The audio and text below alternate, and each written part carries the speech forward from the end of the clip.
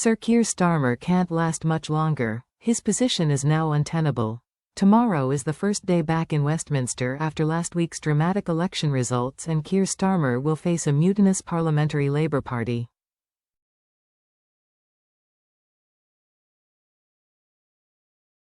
Nigel Farage's party Reform UK returns to Parliament riding high on its success and with an extra MP, taking its total back to 5, plus hundreds of new councillors.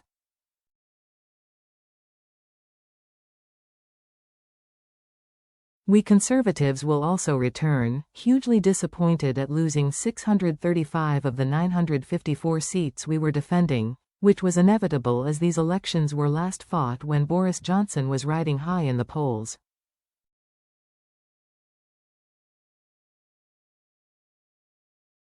But what is far more dramatic was the collapse of the Labour Party just 10 months on from winning a landslide victory in the general election.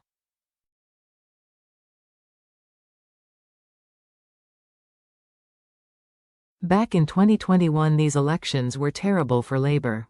It lost the Hartlepool by-election and the party's overall results were so bad that Starmer's leadership was said to be at risk.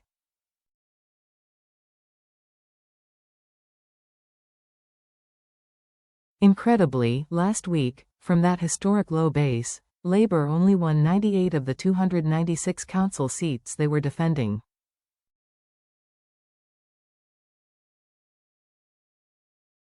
The big question now is how many of Labour's 402 MPs will turn against Starmer. Labour MPs have stayed silent and loyal to him up until now despite getting it in the neck from their voters.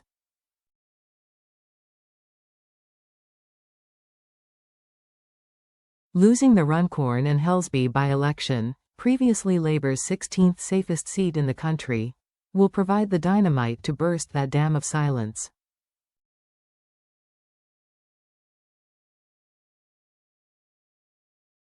Not travelling to Runcorn to help at the by-election was a major mistake by Starmer.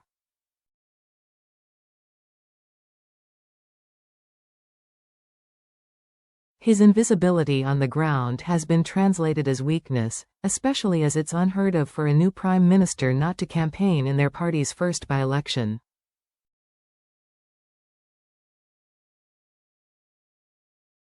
Given Labour only lost by 6 votes, such a lack of leadership is both hard to fathom and unforgivable.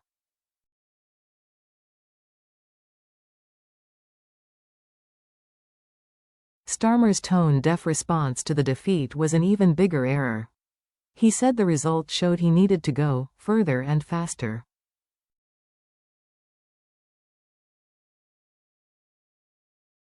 What on earth does he mean?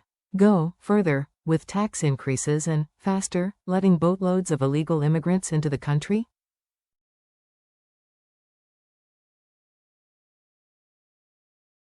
The exact opposite is true. Labour didn't hemorrhage votes in their heartlands because the country wants even more of the same.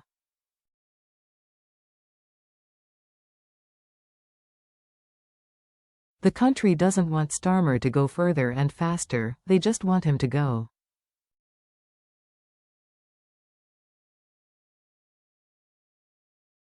Such has been Starmer's disastrous first 10 months in office. His approval ratings have fallen faster than any other PM since the 1970s.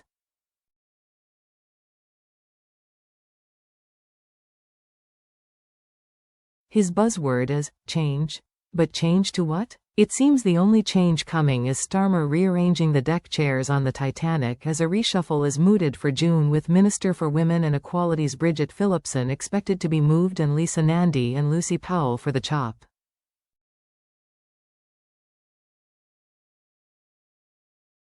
My guess is Ed Miliband will also be shown the door.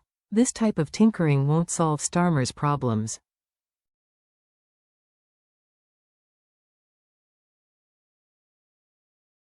The Prime Minister needs to deliver on his election pledge to smash the gangs and stop illegal immigration, but the chances of Labour doing that range from 0 to 0.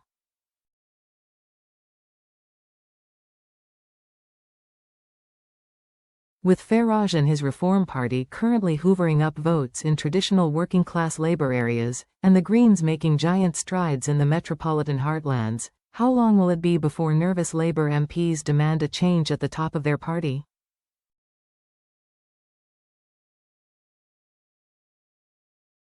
I suspect it won't be long. Starmer's days are already numbered.